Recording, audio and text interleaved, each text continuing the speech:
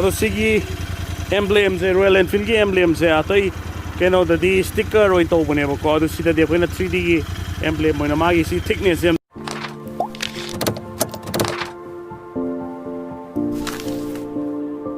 What's up people, Johnny here again. Ngasi di yung ay Interceptor 650 review mo tog jarake gari se ahan malobo ni ngasi dag delivery torok tangari sida lai ai tog dalai si Interceptor 650 ko gray color da ado mo khogi on-road price kya no adagi magi low na kamay tawai ko li adagi magi engine se kamay tawai adagi exhaust sound kamay tawai ha dai caption jarake ado si video se holdringi mana mamangda ai video sibu pambiragadi like to biramo subscribe to biramo aduga subscribe to the bell icon do soidana nambiramo matungi video da notification tholagna ba adadi hogjarage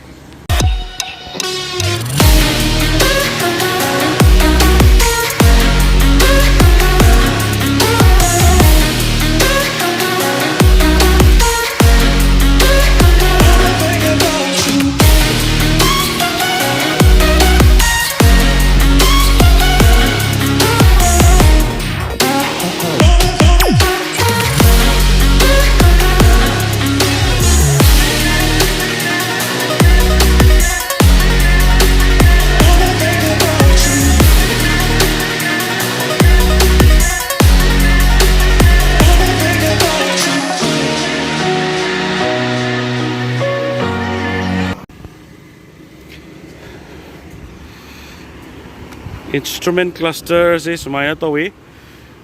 magi ABS masagi standard adum moijare ado sida anti vibration gi kogi keno sima yogjare ko machai sima yogjare ado exhaust sound je hanam do ta se mem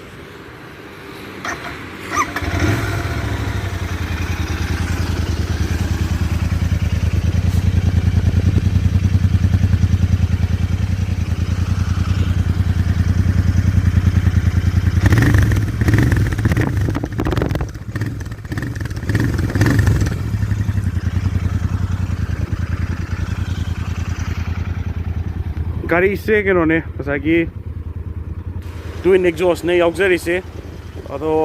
normal ko gi 350cc dari single exhaust kaktang yaw bane number hojikta lorok dangari number plate thadri aduna sidalai re mayam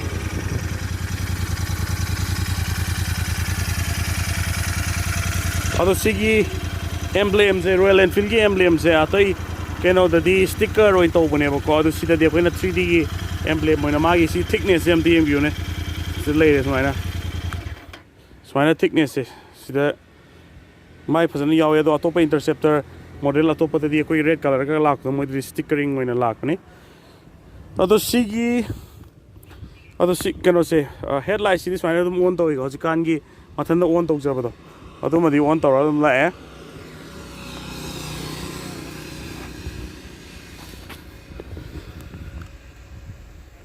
ado sigi engine ki capacity haragadi cc is 648cc ne se yori se aduga 47 bhp oiba ka ado magi engine se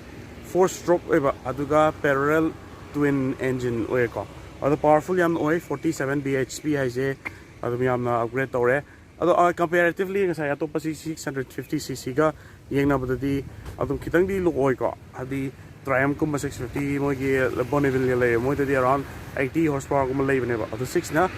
47 bhp oi aduga mileage se around 25 km mu thawai moi se engine do zara ko ina ka 648cc oi rakoni na mileage se dum chawe aduga rpm da mogi 7200 ka 50 rpm oi ba ado gari se yamna thawa matam da first hand experience haragadi powerful oil pickup hasana oil adagi vibration se yaugre am kana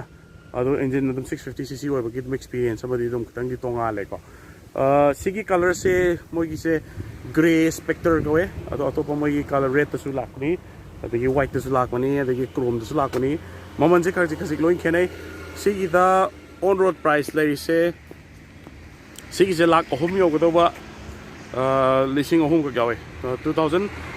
2,97,000 muknebako ado hojiki oina sana mahi motors tagi mogi hojik laiba matamda mogi keno se kara hapebako 5 years ki extended warranty ma free the hape adu lorge helmet ama hape moi Royal Enfield ki atuka adu khak oira male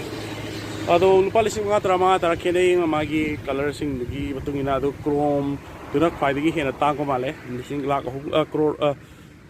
ai ngangi lakh ahum ga 19,000 muk leyo male ado sida lere aduga sigi engine की capacity से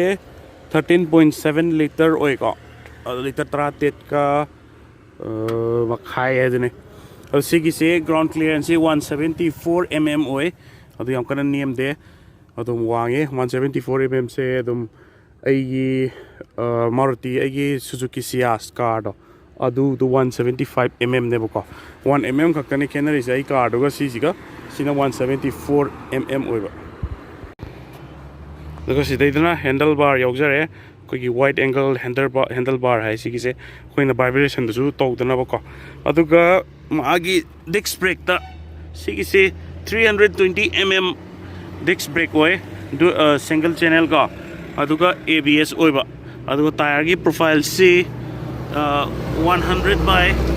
90 by 18 inch oiba ka aduga maning da su ABS yawi mamang da su ABS yawi mamang maning da su ABS ni aduga sigi mm gi disc ki mm sina 240 mm oiba ado mai happy test drive am tok jage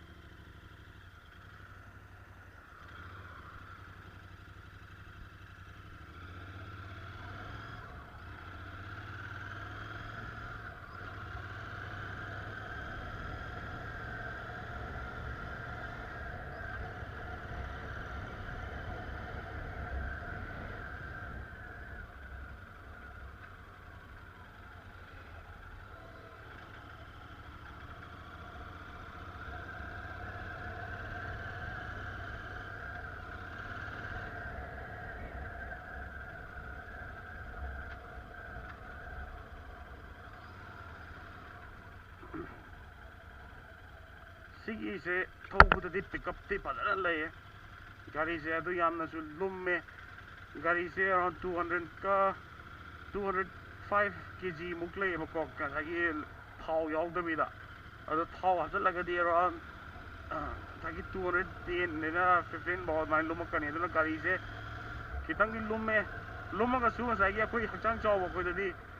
handle tawbuda nungai ba haitare ko kitang yamna chawje aiba dane lumje aiba dane do koi di yamna nungai jaba ma oe sigi gari se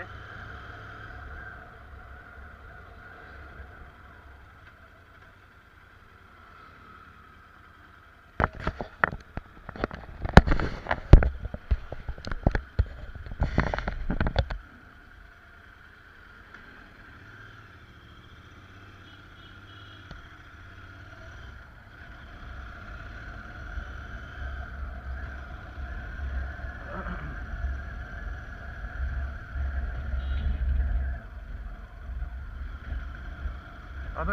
Interceptor 650 sina kitang relax oe thaubuda ngasagi khwang da adagi khutta kogi agi handle sida khutta paibada ko kitang pressure lakbuda lakte kenogi sina mo ngasagi GT 650 ge kitang khena bamna GT 650 gi demo kitang kena tawe bako sporty itang oe bani na kogi khong thamba kotpa khong gi jaga je kitang maning da satha ba itare ko sporty adu khong section mayam ni ele ba adu sigi 650 Interceptors dadi yamna relax oe bado adu oe aduna yamna nungai aitare sigi gari je long drive chappa ba jana nungai ni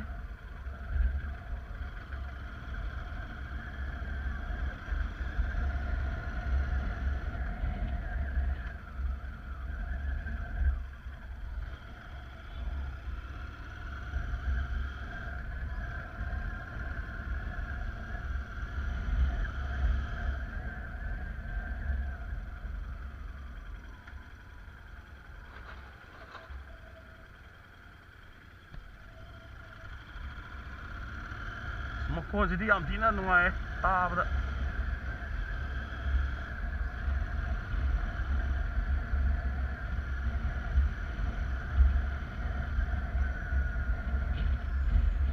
Ito sini Royal Enfield Interceptor 650 review. Mayam pambiragadi